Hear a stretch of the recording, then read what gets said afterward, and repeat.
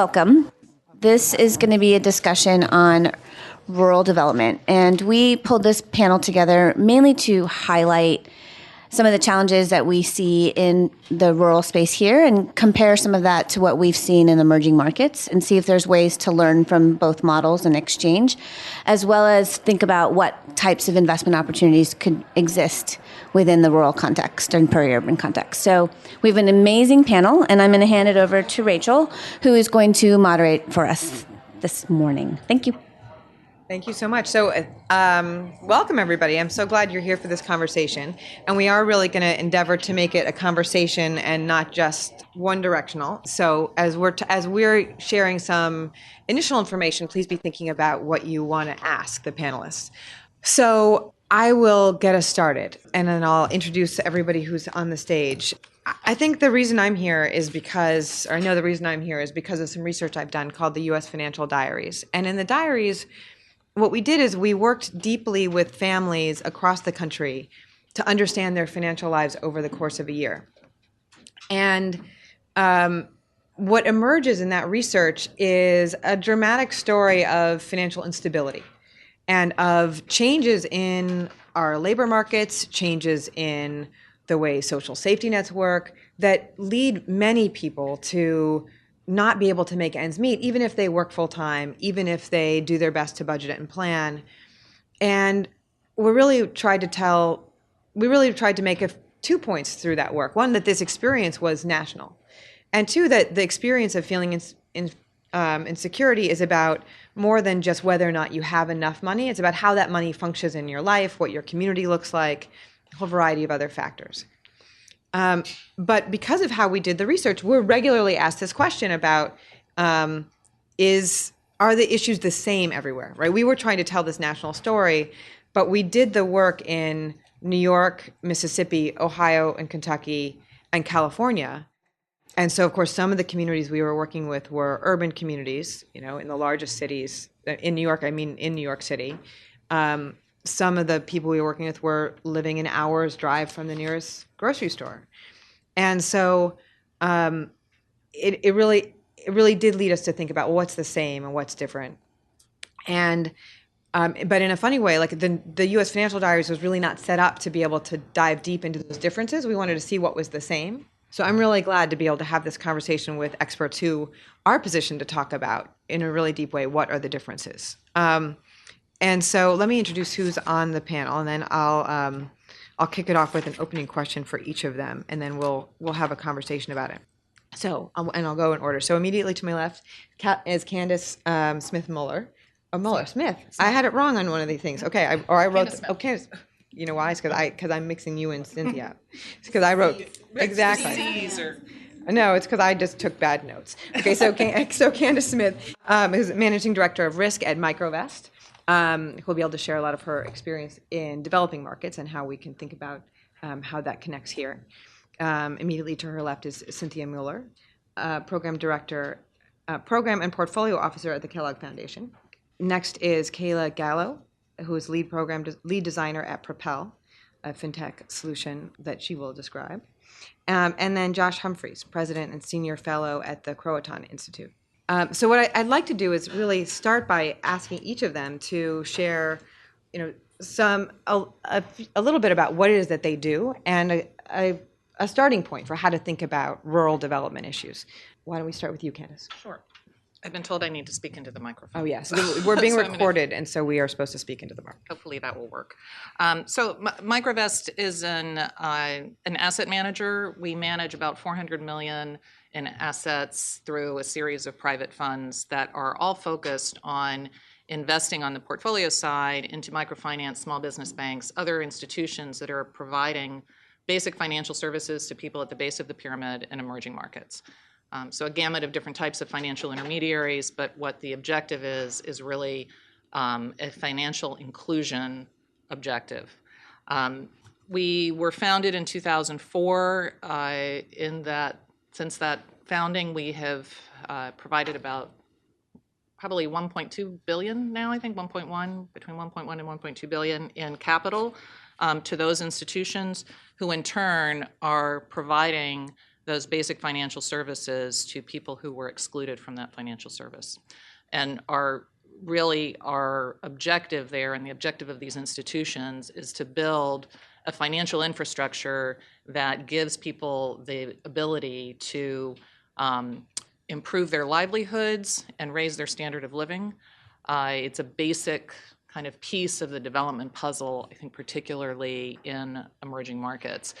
Because we work across the globe, a lot of the companies that we invest with and a lot of the countries that we work in have a very high proportion of their population is still in rural areas. So that kind of the rural population, depending on the country that we're talking about, can range anywhere from 40 to 70%.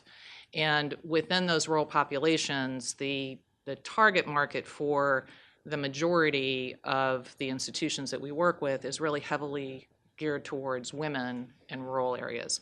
And that rural focus of the kind of end borrowers, the institutions that are served by these microfinance banks, might be involved in agriculture, but if not in agriculture, it's in some ancillary business that's tied to kind of the rural economy in the areas where they are. So that's sort of what we do and where our focus is, and we can talk more about similarities and differences as we go on. Hi, I'm Cynthia Muller. I'm with the Kellogg Foundation. It's nice to see some friendly faces in the crowd. So the W.K. Kellogg Foundation is a nearly century-old institution. We're a foundation that's dedicated to supporting children, low-income children and their families in the communities in which they reside. We have about a little less than $9 billion in assets, and as a part of our activities on the trust side, we have a small but mighty carve-out of about $150 million in impact investments. And though I will say, I've discovered on the trust side, we actually have some really interesting investments that would probably lean more impact. But nonetheless, we do a lot of investments across the globe in a lot of emerging markets. And in particular in sub-Saharan Africa and in Latin America, we've been doing a lot of work, both on the trust and through our what we call our mission-driven investments portfolio. And we do this in a couple of ways. So we're looking for managers that are in country, that have really strong ties to these communities, and not just kind of airlifting in. And so that may mean we have folks that are in rural parts, or are on teams that are from rural parts of the globe, to folks that are in major cities, and making sure we have that fluidity of expertise, but also that connection to on the ground, and particularly in some of the investments we have in agribusiness. Here in the U.S., we have a number of priority places that include the state of Michigan, Mississippi, Lower Louisiana, and New Mexico. And then we also have priority places in Mexico, in particular Yucatan Peninsula, and in Haiti. And so on the investment side, while we're not prescriptive about being in those regions per se, we do like to see where we can get some type of benefit, or our communities can get some type of benefit of access to products and services and whatnot.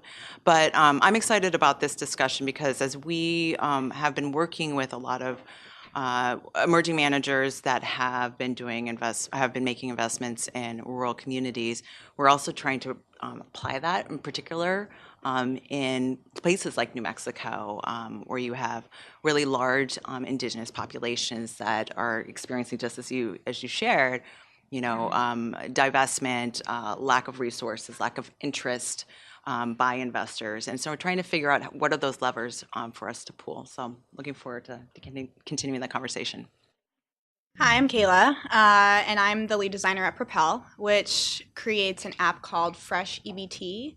So this is an app for food stamp or SNAP recipients to be able to help them manage their benefits, as well as get access to additional resources to help them save money in other areas of their life. The app was started about 2 years ago, and we currently have almost 1 million monthly active users, which is very exciting. A big number to hit when we hit it. So we are a social enterprise. So we are a for-profit company. And the way that we do that is by partnering with vetted companies and organizations to provide these additional resources to our user base. So that's anything from helping them get a job to getting access to some sort of like savings match program, getting discounts on the food purchases that they make, getting discounts on the non-food purchases that they make. So we span a whole bunch of things, healthcare, lots of stuff. So that's how we actually make our revenue while also serving our user base. So my job is to lead the design and the user research. So we are currently mostly in urban spaces, actually. So New York, Los Angeles, Philadelphia, Miami, kind of spread out throughout the country. That's the majority of the user base. And I speak with people on a weekly basis, talking to them about how they use their benefits, how they use the app, and looking to take those insights that we get from those conversations and then put them into new features or improvements upon existing things that we already have. But actually, 30% of our user base is self-reportedly in small towns or in rural environments. So that's something that's really tricky in designing an app for a bunch of different people across a bunch of different spaces, is how to make it as applicable as possible to everybody's lifestyle choices, which is very hard. And so I can talk more about some of the research that we've done in these rural areas in trying to make sure that we get all the people as possible. Great, thanks. Josh Humphreys from Croatan Institute. Croatan Institute is an independent nonprofit research institute whose mission is to harness the power of investment for social good and ecological resilience. And we do that with an interdisciplinary team of very thoughtful and highly committed researchers, experts, strategists, scholars who are working out of a core base in the Research Triangle of North Carolina, where I sit, but also an extended team of folks in Boston, New York, and Geneva, Switzerland. And we're working on projects really at this critical nexus where sustainability, finance, and economic development intersect. And so our work really does span the entire ESG and impact investing space on the capital market side, and we do quite a bit of place-based work as well. I'm here, though, principally to talk about the rural development and rural investment work that we have done since our founding. We were incubated out of TELUS Institute, whereas I've affiliated for many years. Core group of founders created Croatan Institute out of TELUS in 2013 and 2014, kind of announced our public launch in 2014. Initial seed funding that we had was actually from the Ford Foundation as part of the WealthWorks community of practice, which continues, even though the 3-year initial funding has been terminated. And that rural economic development initiative was basically focused on value chain construction in low-income communities, some of the most persistently impoverished communities in the United States. And that's coal country in central and southern Appalachia, the deep south, Black Belt of Alabama, Mississippi Delta, Rio Grande Valley of Texas. And then some of the ongoing work that happens under the WealthWorks rubric is taking regional form in many other geographies in which our team provides technical assistance from time to time, Coachella Valley, California, Pacific Northwest, and other places. And part of that work, which focused on a whole series of interesting interventions around things like sustainable food and ag, more sustainable timber and wood products, cultural tourism, green affordable housing, and a variety of other kinds of alternative forms of economic development, really focused on rooting wealth in impoverished low-income places. And as an institute that's really interested in sustainability, we brought a very deep sustainability lens to that work. And we also brought a sensitivity to the emerging impact investing space. And so a lot of the technical assistance we would do in these low-income geographies is to help people understand as they're constructing value chains that there is this rising tide of impact investment, community development finance, sustainable responsible investing that may be a friendlier source of capital than conventional capital as you look for forms of finance, and that there are innovative integrated capital approaches that would allow you to layer in different forms of capital that, again, would be very sensitive to the social and environmental benefits of these kinds of value chains that were being constructed in pretty tough places. And we found in a lot of these kinds of geographies where we routinely work is that there are challenges with entrepreneurial capacity and investment readiness. So we began in a project initiated at TELUS Institute called Accelerating Impact, led by former colleague Marjorie Kelly, who's now at the Democracy Collaborative, serves on our board of advisors at Croatan still, is that we needed to do intensive work on investment readiness in these communities, help people understand their own readiness for investment, and then to identify appropriate forms of enterprise financing that match their investment readiness. And since that time, and over the last year, we've started to intervene in more public ways in these kinds of ways, basically. And I published, co-authored several papers that encapsulate some of this work, as well as some of my other colleagues, including Marjorie and Christy Electris. So last year, I published a paper called Place-Based Investing for Resilient Rural Development, and earlier this year, co-authored a paper called Impact Investing in Sustainable Food and Ag Across Asset Classes, Financing Value Chains Through Total Portfolio Activation. That actually blends together the place-based work that we're doing and models of 100% mission-related investing that activates portfolios across asset classes, basically, in highly diversified ways. And now what we're trying to do is to learn from these initial interventions in these geographies with a particular focus that brings together the social and ecological around organic ag and reframing organic ag specifically as an economic development strategy for revitalizing rural communities and landscapes. And we call that ORS, the Organic Agriculture Revitalization Strategy. And ORS now is coming to the end of its first pilot, which was seed funded by Organic Valley's Farmers Advocating for Organics program. It's the largest national organic farmer co-op in the upper Midwest. The pilot geography is in our backyard of eastern North Carolina, where I actually grew up. And it's a 28-county region, densest concentration of rural poverty, Black Belt region largely. Where there's a little less than 100 certified organic operations. And so what we do in these kinds of initiatives under the ORS rubric is to go into these communities, do community convenings, do asset inventories, and do rigorous value chain mapping to understand the weak links, the assets, underutilized resources associated with the existing organic value chain in order to accelerate its development. And the one major learning that we had that I think really informs our conversation from all of the earlier place-based work funded by Ford was basically a lack of understanding of the need to see finance as something within the value chain rather than something that's outside or external to the value chain. That is to say, to not think of investment as angel investment, literally, that is heavenly and has to come down, but instead to think of it as something that could be mapped as endogenous to a value chain, and to do your value chain mapping in such a way that finance is brought into the conversation very early on. So we're doing that with farmland investors, like the Gratitude Railroad Farmland Fund run by Black Dirt Capital and Iroquois Valley Farms, the Natural Capital Investment Fund. We convene community development financial institutions as part of our community convenings, like the Self-Help Credit Union, their venture fund, and others who are intrigued by this very proposition. And the idea is to educate both the region about this emerging opportunity to attract finance if you do rigorous value chain mapping, but also to help educate the broader national impact investing community that cares about sustainable food and ag, that there are opportunities in regions like this. Terrific. So, Josh, you put a lot of issues on the table that I want to now explore further and really provide a launching point for more of our conversation. Before we do that, I realized that even in the way I was talking about it, that I immediately frame rural as versus urban because I'm urban. Right? Because I've always lived in urban places. So before we get going, I want, by a show of hands, like, who in the room do you live and work in an urban environment? Okay. Does anybody in this room live and work in a rural environment? Yes. Okay, good. We have your pass. All right. So, I mean, I say that, good. Right, you do. I think, like, in some ways, I feel like that gives us license to keep thinking about it as what's different here than what we live and know in our day-to-day.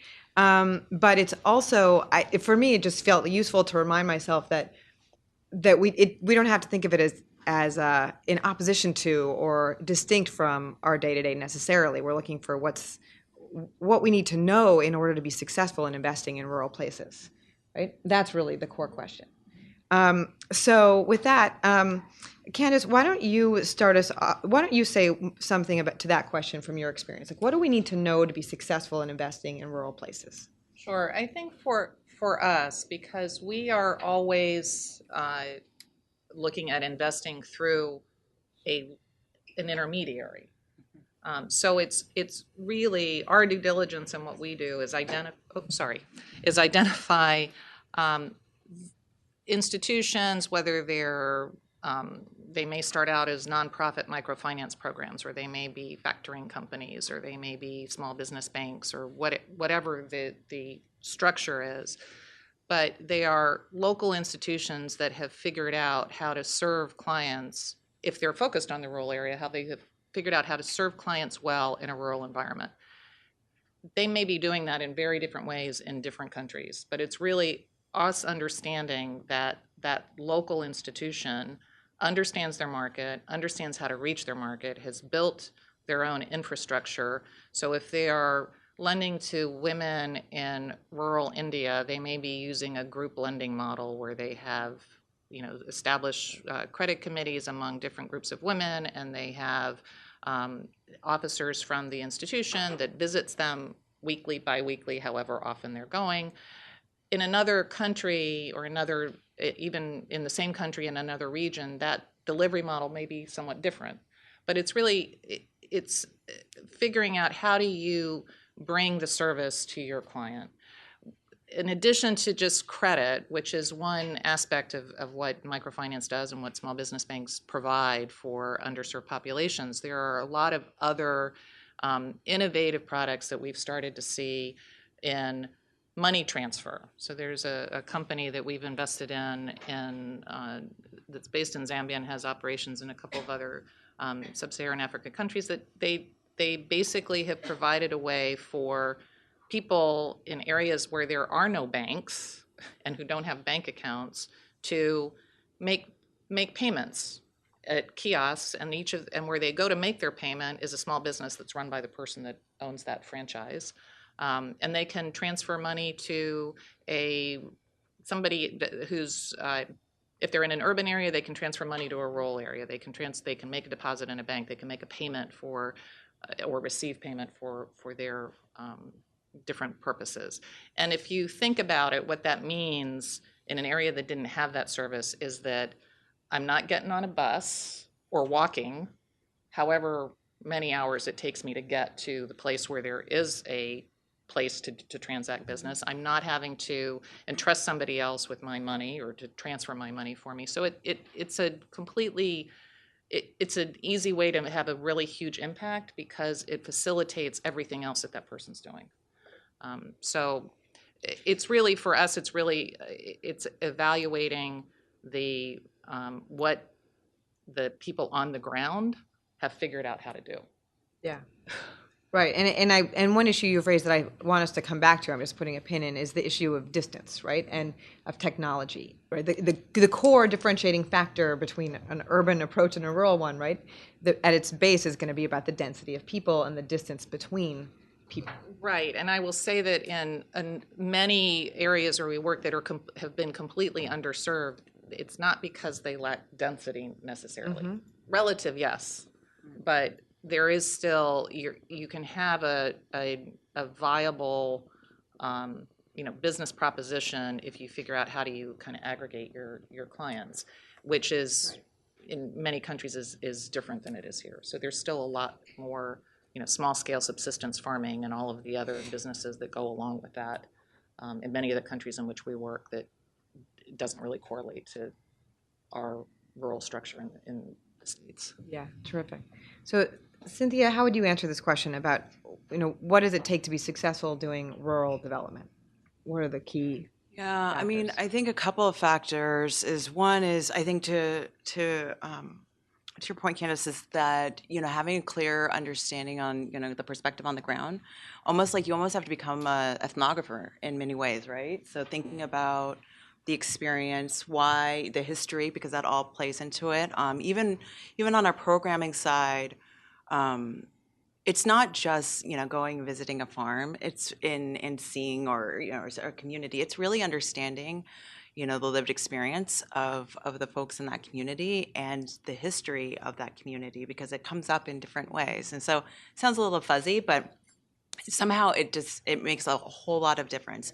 But then taking and partnering with groups that kind of have that appreciation or at least that awareness of that. You're not going to find the perfect partner all the time, but if you at least have folks that are, know what they don't know, we find that to be immensely helpful, and and have an appetite to really kind of adjust, because we can't go in to some of these communities with this urban mindset. Like, it's such a great point. We all think about this like divide, this versus. You have to go in and say like, okay, here it is. Here's the asset, or here is the opportunity, and kind of rework it from that angle.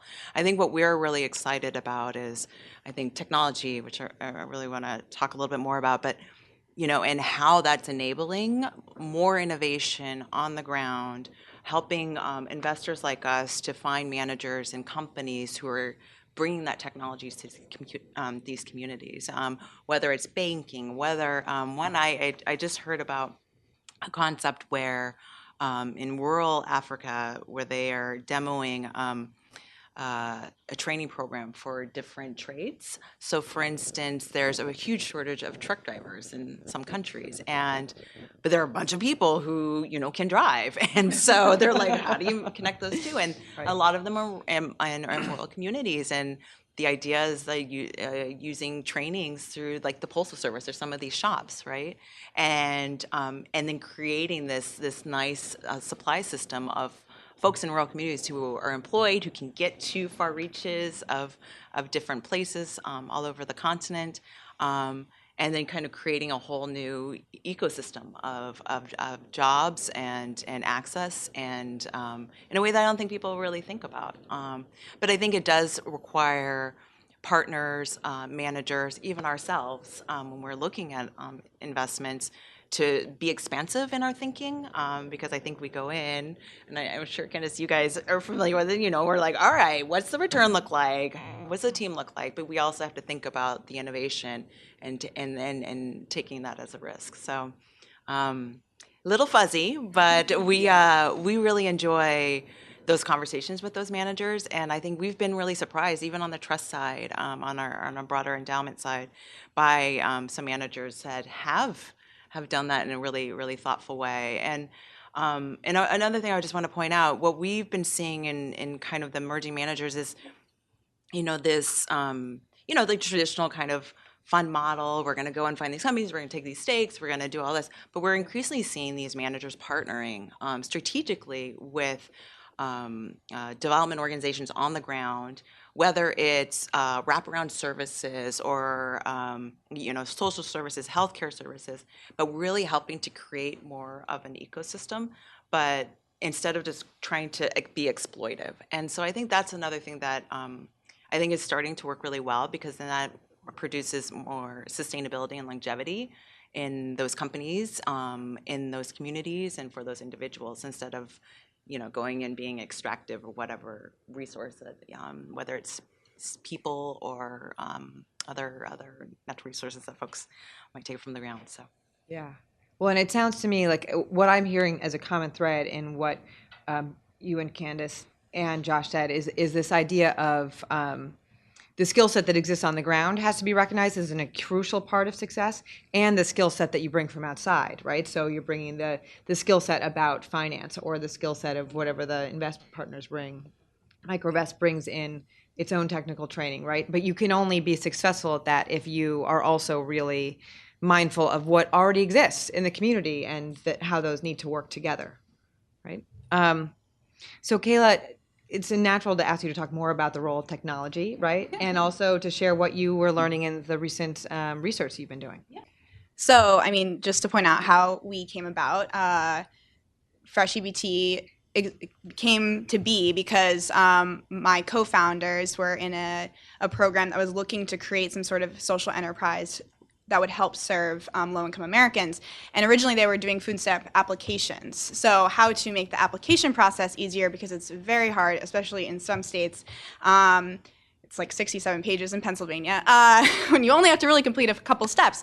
But that, you have to interact with government a lot. There's a lot of barriers. And in waiting in line one day at the HRA office in Brooklyn, my co-founders noticed that everybody, while waiting in line with their papers and their documents, were on their smartphones. They're like, interesting. Everybody seems to have access to the internet, at least where they were at that current moment. And that's where the idea of balance checking came to be. So there's the idea of being in a place and finding the opportunity just standing around and looking around at what people are doing and what their habits are. So we try really hard in the app not to be paternalistic. I think that's the last thing that this population needs, right? They have a lot of people telling them what they should and shouldn't do with their lives and their money and their jobs or lack thereof. So we always go in and try to think what would it be like? How do we put ourselves in that mindset? And so our trip to Virginia, we went to the Lexington area. So Lexington is a little bit more of a small town. There's a university there, but we also traveled, hour outward from there to some much more rural places to kind of see how people would, shop differently, if they use the app differently, if they spent their benefits in a different way. Really going with an open mind to see if it was any different from what our experience was in New York. And surprisingly, and good for us, is that people use the app pretty much the same, so which is really cool. Maybe they had fewer options for shopping. They had to travel farther, those kind of things. But people spent their money in similar ways. They thought about planning for their shopping trips in very different ways, but similar across the board. Either they planned a lot or planned very little or somewhere in between. So that was very cool to think about from our side, that we had designed something that could be used pretty much anywhere and by many different people. The interesting thing that we saw that was the main differences were much more cultural. So we use the resource of the app to recruit people to talk to. So that's how I do it in New York, is I put up, a little banner message in the app to say, hey, we're gonna pay you to talk about your experience, sign up. And so we did that when we were in Virginia and talked to a couple people there. And then we also partnered with a nonprofit called the Campus Kitchen Project, which runs out of the university in Lexington, in order to access people who were not app users to see if their experience was any different. And the difference between those two groups was that the group who was using the app was much younger, had access to technology, had access to internet, was much more likely to be an app user, and the other population was older, did not have access to internet. I got asked in an interview, hey, can you help me figure out if I qualify for disability? Even though the DSS office was right down the road. So a lot of that, like the age gap, the technology gap was huge that we noticed. Whereas in a city, I think it still exists, but you have somebody above you, somebody below you, somebody next to you, somebody on the street, or a community organization down the road, which you can easily ask a little bit more. It's a little bit more accessible. And there's also this cultural difference there where there's a lot more shame about receiving benefits. I think there's shame across the country about being low income, being on a fixed income, not being able to afford as much as anybody else. But the shame around that, about not wanting to talk to your neighbors, about not wanting to ask those questions unless it was in a safer setting, that really prevents people from even knowing about these things existing, whereas 50% of our user base comes from word of mouth. So people telling friends, that's how we get people to use our app.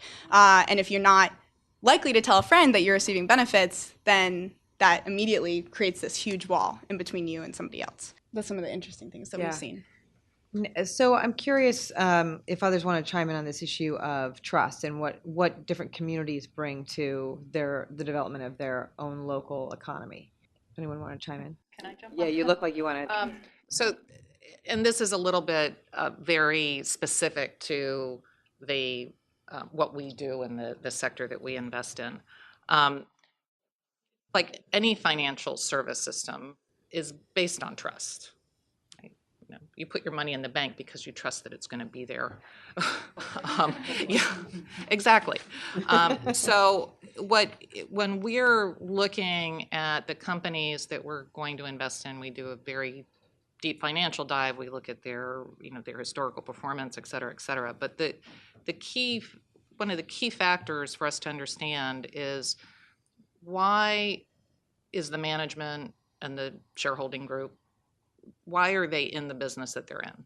So what is their commitment to serving an underserved population with high standards for fairness and ethics? Because in the long run, we want to be putting our money in sustainable businesses, and that's key to their sustainability, is their commitment. So there has to be that bond of trust between the institution and their clients. That's why people repay their loans and why they rely on their banker to help them because they know that they'll be treated fairly, and they know that that institution will be there, continue to be there as they need them. So trust is really at the core, trust between ourselves and the institutions that we're lending to primarily. We don't do a lot of private equity investment. We're really providing kind of working capital for these institutions. And trust between not just the corporate part of the institution, but it goes all the way down to the loan officers that are in the field that are actually interacting. It's a very high touch business in many cases. If it's something that if it's a system that is based more on an electronic service or a digital service, they have to trust that that system is going to work, and they have to trust the person that's kind of selling that service to them. So you only build that trust by really knowing the people that you're serving, and by doing that with the right standard of fairness and ethics in the long run. And I think I would just add on that then the accountability, right? So as investors, where we're asking the questions, we're asking why, we're asking, have you thought about this? Who are you partnering with? How are you verifying? And I think that's the piece that's been really interesting as this field has been growing, because I think we were all just kind of like, all right, we're going to see if throw it out there and see if it works. And now that we are starting to see what works and what doesn't, it's creating more accountability. At least for us, our IC is asking these questions for every single one of our transactions. And so when I'm talking to a manager, I'm talking to a company, like, we need to make sure that we have a clear understanding of how they're holding themselves accountable, how the community might even have leverage to hold them accountable, because, again, we don't want to go in and be disruptive and influence in a negative way. And so for us, not only having this commitment to trust and building it and maintaining it, but also this accountability within the organizations, within the companies, and then at the investor level as well. I guess I'll try to answer both questions, since I didn't answer the first one, and I'll do that by throwing out about a half dozen keywords that might also simply reiterate what we've already been talking about, but do it in a slightly different register. And I don't know if I've got them all right present in mind, because I was trying to be alliterative since I'm an historian by training. But it's about culture. Culture is really important, and I think that's where trust manifests itself. And it actually cuts in multiple ways that I'd like to talk about. Collaboration is really important. So sort of culture, collaboration, then there's closeness, and that's about the notion of place. And we've already talked about distance. Place is very important, place, proximity, but also partnership, like actually formally partnering with people. Collaboration is one thing, convening, being out in the community, being sensitive to culture. But formal partnership is extremely important in rural communities, sort of as an ingredient of success. So this kind of amalgam, if you kind of start to stitch that together, I mean, I think what we've been learning in our place-based work, when it comes to culture, it's extremely important, and it's extremely proximate to place.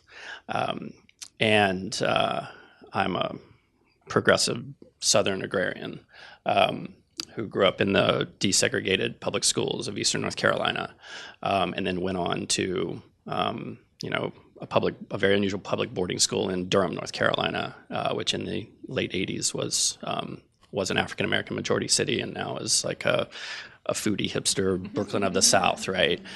Where gentrification and these kinds of things are really crystallizing in very complex ways. And then went on to the land-grant university, the historically white land-grant university in my state, which partners with the historically black land-grant University of North Carolina, A&T, in doing this organic work. So I have a particular background from a Confederate family, white Confederate family, being a progressive Southern agrarian. I have a deep sensitivity to racial dynamics in North Carolina. And I can code switch readily because I spend a lot of time up here in the north too. So I don't dress like this when I go down to Eastern North Carolina out in the field, obviously. And I'm happy to talk to people about the Yahoos in Chapel Hill, and those are my neighbors to some extent.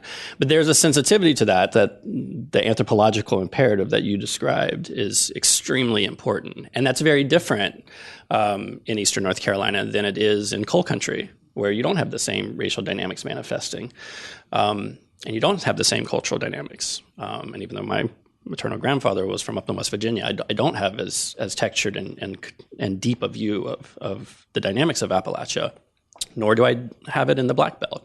But I think what's interesting in our community is not only do you have those kinds of issues of culture, we have issues of culture. And so even to work on these initiatives, philanthropy has its culture. And philanthropy hasn't supported the work that we're doing in the ORS initiative initially because we haven't been acculturated adequately. So it takes a cooperative of farmers to really get what we're doing, to say we will put our corporate cooperative philanthropic money into this. And now we have philanthropic support from the Burt's Bees Foundation, right? Because they care about pollinators. We're still looking for true philanthropic money. And instead, we forge partnership. And we make that very easy. And so what do we do is that in a place like Eastern North Carolina, a lot of people think that low-income, rural African-American communities aren't interested in organic. Well, it turns out there are cooperatives of female African-American farmers who are doing organic, who are certified organic, and they're teaching others about it. And so we enter informal partnership after learning about these kinds of initiatives with groups like the Conservation Fund, Resourceful Communities. And so now we formally partner with the Southern Organic Female Farmers Association and the Green Rural Redevelopment Organization, which is doing small town certified organic farming, doing micro market farming, and also doing pop-up farmers markets in healthcare and hospital systems across a very dispersed range. But what I think is interesting on our side, on the investment side, is that there's this kind of intriguing proposition that structures the concept of slow money, which has informed our own analysis, because we're very supportive of the concept of slow money, that is patient capital for local food systems. Woody Tash, the founder, puts forward an interesting thought hypothesis, which is, what if you could invest 50% of your portfolio within 50 miles of where you live?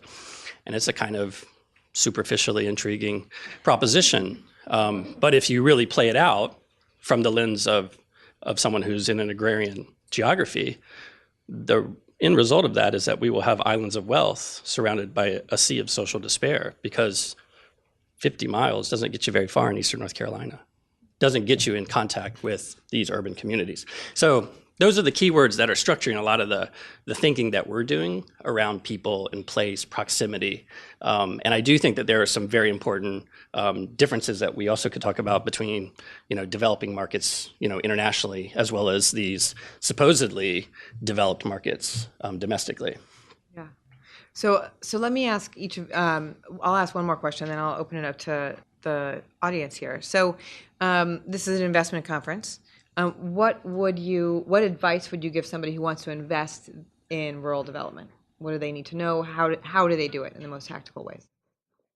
That's a bigger question than I can answer. Yes. So, advice. Let's put it that way. Have fun, Candace. Well, I know how they can invest with us. All right, But I exactly. think that going back a little bit to this question of trust, it's really that there are investment managers out there.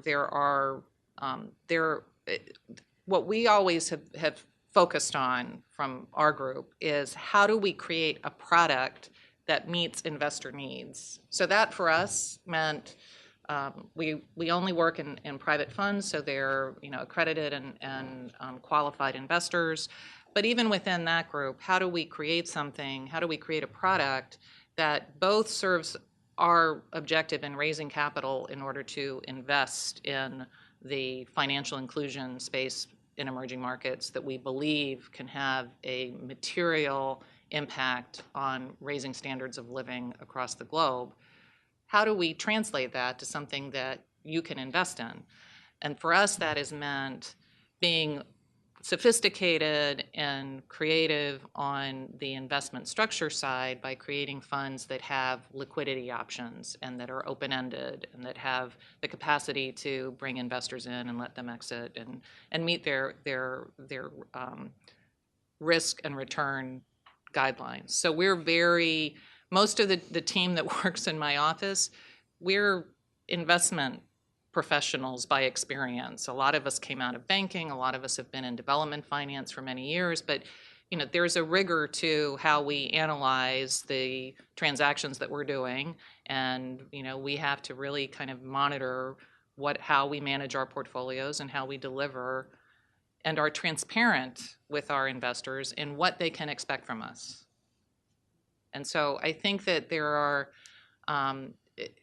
it's finding the right investment that meets where the investor is on their own objectives in terms of how much risk they're willing to take and what their immediate needs are for liquidity and for return. So it's really kind of knowing what those parameters are and then deciding where to go look for what you want your money to be doing. I think I would advise folks who are kind of looking at rural. One is get an understanding of what is working and what isn't. I mean, I think one of the things that on our trust side that's really attractive about kind of emerging markets is that fees are a lot lower. So I mean, that's a great thing, right? So just kind of getting an understanding of the broader trends of what it takes to be an investor in these types of industries and manage your expectations up front. Because I think people go in with a lot of really big ideas and expectations, and then you get in, you start seeing the deals, and you're like, oh, wait.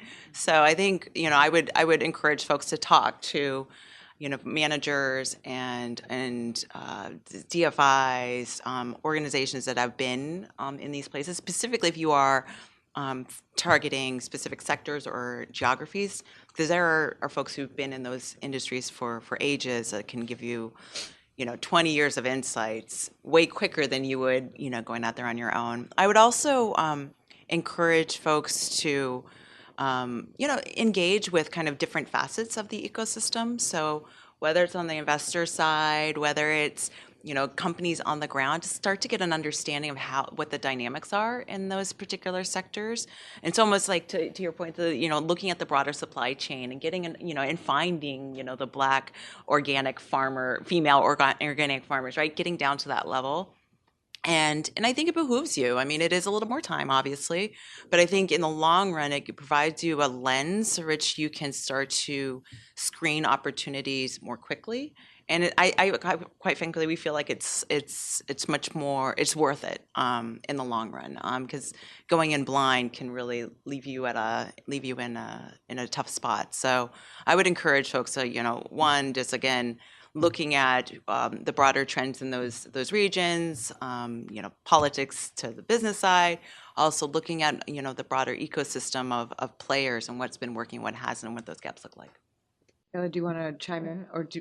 I mean, I'm a little, Yeah. and because I'm not an investor, I'm a little, having received investment money, I'm a little less able to speak on this, but I can say from a product side, a technology side, and building, if you're looking at people and what they're building, I think two of the things that are our biggest successes, I guess, are the fact that we do have a lot of trust in our user base. The people who do use our app really do trust us because it's dealing with very crucial information. It's how they put food on the table, and that's like what's more essential to life. And also thinking about how it fits into daily life. I think that's something, especially as we have an influx of technology coming into competing for our attention, having something that fits really easily into what you're already doing creates a better opportunity for you to actually make an impact and for them to actually pay attention to what you're doing. The simple idea of just, instead of having to call a phone line, which is what people have to do if they're not using FreshEBT to check their balance, and being able to open up an app and look at their balance without having to have anybody know what they're doing. They could be looking at their bank account, they could be looking at something else, I think is really crucial, and that's what we kind of that's how we get people, and then we try to get them to do other great things within the app, and change decisions, change habits otherwise. But the first thing is to get a habit that they can easily make without too many barriers. Josh, on our prep call, you made the case for being willing to take risks. So it'd be great for you to be that voice here too. Yeah, I mean, I think Candace said it already in a more well-tempered way. That is to say, it really depends on your risk appetite and what you should do. So I would provide a big message is that there are immense opportunities to invest in rural economies. Some of the biggest and most successful and most profitable companies right now have done that. Walmart. Precisely because they understand the culture of rural communities. Dollar General right now, in places where Walmart has pulled out, it is one of the fastest growing private companies around.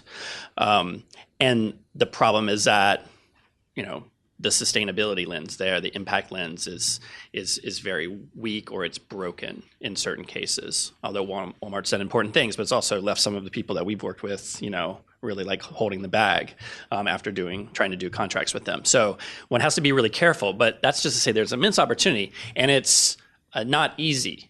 It's hard, but it's getting easier, I would argue, and there are lots of different examples. Slow money is helping us to do that, but I would argue very pointedly, not only in terms of proximity, the case already made, but also in terms of equity. I haven't gone to many slow money conferences, but the pictures I get back, it is a lily-white crowd, and that is completely unacceptable in America these days during a civil rights crisis. And that's exactly what you don't see in the rural South. You see collaboration, you see infrastructure, land-grant universities, historically black colleges cooperating with agronomists across racial barriers. You see leading technical assistance providers like the Carolina Farm Stewardship Association and the Center for Environmental Farming Systems baking equity into what they're doing. So on the ground, like practice is completely different than what's happening in investment. And that's disconcerting to me. But I do think that those who are most proximate to that are the CDFIs, like private debt funds like the Natural Capital Investment Fund with whom we work, like the Self-Help Credit Union, which has taken over a lot of very struggling African-American credit unions in rural geographies as it's become the largest CDFI credit union in the country.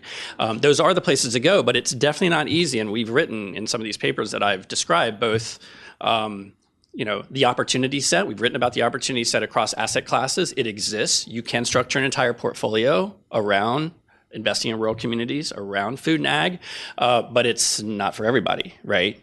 At the same time, there are efforts on the part of very thoughtful impact investors within the philanthropic community that have tried to do things like invest in rural health in Appalachia, and they end up getting a CDFI partner that might be based in Columbus, Ohio, rather than Appalachian, Ohio. And so then the mandate is not met because people in Columbus don't know how to invest in rural health in the rural counties associated with these healthcare foundations, and the Greater Cincinnati Foundation has been part of those efforts, and that's a failing that people are talking about, that we're writing about, that I think we need to have more public conversation about. But the opportunity set, when you take a step back, is immense.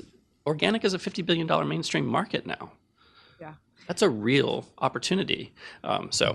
Terrific. So I just got the 10-minute sign. We started late, so we can keep going a little bit late as well. So let's spend the next 10 minutes on questions from you all. Hi, thank you all for sharing. Amy Beck from RSF Social Finance. I love what each of you are doing. Thank you. I guess I feel like we spent a lot of time talking about how to do it right. Like, how do we do rural development investments right? And I'm just wondering if any of you have any juicy examples of, investments that maybe didn't go so well, were disruptive to local communities, or business decisions that you've made that you felt like, okay, that didn't go so well, and what were the learnings from those? Terrific. Is anybody willing to share a failure? I can't name names, but we made, in one instance, we made an investment into like an economic development organization in a fairly rural community. And what it ended up doing, and the idea was that it was supposed to be, it was led by a bunch of folks within the community. But what ended up happening, instead of those dollars going out to develop small businesses and really kind of help to revitalize the communities, I guess the power brokers that were involved ended up like are hoarding it and kind of doling it out in their own way. And so, so to your point, making sure that we had engagement from local community, but we didn't manage the expectation and clearly accountability of that cohort of folks. And so our lesson learned there is not that we won't do that again. I think what we'll do is that we'll, provide a specific time frame, we'll provide more parameters in partnership with that cohort, because what ended up happening is now they're just sitting on $3 million and, we haven't seen anything. And so, which has frustrated a lot of our senior staff who have, spent a lot of time trying to focus on, stuff. And so when new things had been introduced, this particular group was not, didn't like it and therefore didn't, support it. And so, so there's the downside of being very close. But I think, again, it still goes back to building that trust. They clearly didn't trust the process, and so reoriented to the way that they thought was best fit. And so moving forward, we'll continue to work with them on it, but I think that it's something that we're keeping in mind. I would quickly just say, we're not an investor, right? We're a nonprofit research institute, so it's not that we're deploying capital, but we look at a lot of these examples and try to draw learnings from them. And I've already alluded to, one in Ohio, and we've written about it, so it's sort of public out there. We're gingerly about our criticism of that, but it's, it's understood. It's sort of on the books. I think slow money has a lot of these kinds of failings too, and it goes to the risk proposition where I don't want to tell you to go out and do ambitious slow money without a due understanding the risks. And one of our critiques, our friendly critique of slow money, also is about the professional intermediation of slow money that's really needed.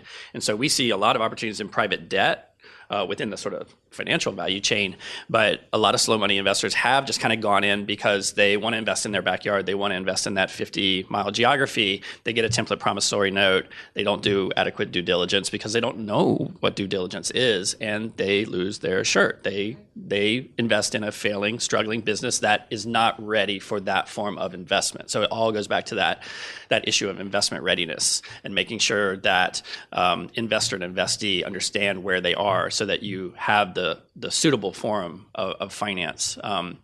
And there are a lot of farmland investors too who have had similar kinds of experiences. So there are plenty of problems. I also will say one bigger thing too, that if you're trying to figure out what to do, there's a problem with economic development more broadly, which is precisely what we're trying to do in WealthWorks and our value chain. Approach to economic development is to end this approach to buffalo hunting, as they call it, which is to do corporate recruitment, big corporate recruitment to parachute in with corporate tax incentives that is not going to create durable wealth in the community, and often are usually really bad from an environmentally sustainable standpoint. Not always. It's this interesting thing. But then there's the sleeping giant where, Italian organic hazelnut spreads are also relocating in factory shells in eastern North Carolina. But the buffalo hunters don't realize that they're coming here because of the organic market. They ignore that. They just see 75 jobs coming into Edgecombe, Nash County. And so we've got to remind people that there's actually a sustainability opportunity that you good old boys don't see, kind of thing, in that space. That is actually such a great segue for my question, or I have several questions, but I'm going to try to rein it in. Deirdre Hess from the Heron Foundation. And one of the things as we sort of tiptoe back towards a sort of local community-based practice, learning about how folks in rural areas are interacting with A, large companies on the ground, and B, their sort of local municipality. I recognize that, having lived in New York for 10 years, it's kind of hilarious that sometimes I think of Providence, Rhode Island, or Fresno, California as being like rural, and it's not. It's a real city, both cases. But they are connected with rural areas. And so I'm wondering, is there some way where that's an avenue? How do we think about that? What should we, to your excellent question, what should we be not thinking, not doing, avoiding? And also, what can we learn by looking at these examples, Walmart, Dollar General, often you look at a place like that and there might be somebody on the ground, and maybe it's like a one employer type of situation, and maybe that employer is the only employer, but they're kind of sucky in certain ways. Like, how do we think about that from an impact perspective? Sorry, it's a whole general mess of questions, but I'm just gonna hand it over. So I'm originally from Anchorage, Alaska, and for those of you familiar with Alaska, well, one, it's a big state, bigger than Texas. I don't care who's in the room, just to put it out there. But what's really interesting is that they've had over the last 15 years a huge migration from their rural communities into Anchorage, which I think when I was growing up was like maybe a couple 100,000, and now it's over 500,000. And because there have been a lack of jobs. And the ways that I guess the state has been really focusing there is really creating hubs, right? So there's Anchorage, there's Wasilla, and Nome, and where they create those hubs, but they have this connection to the more rural communities. So, for instance, in Nome, which is, I would say it's rural, but it's a city for Anchorage, but where healthcare, where people can continue to be in their communities but have that connection, and that's where the technology, access to the internet has come into play. And I think understanding those systems is really important, and how places like Providence play into, where people are getting their health care, where they're going to get their various services, and how that can be more streamlined.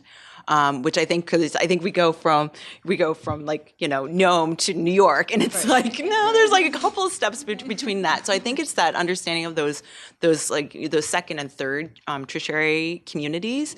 And so not only the ruralest of the rural, but really the second, the third, and how they can play an active role in getting, business employees and whatnot. And I think that's we're really interested in, particularly as automation becomes more and more real to all of us, because especially thinking about the jobs that will be lost, and how do we. And it's going to hit rural communities even harder than it's going to hit some of these others, urban areas. So how do we think about those communities getting out in front of it now? Yeah, terrific. Well, I'm sure that we could all say more, and I would encourage you to continue this conversation over lunch, but I'm sure it is also time for lunch. So join me in thanking our panel. I think it's a wonderful conversation. And thank you all for being here.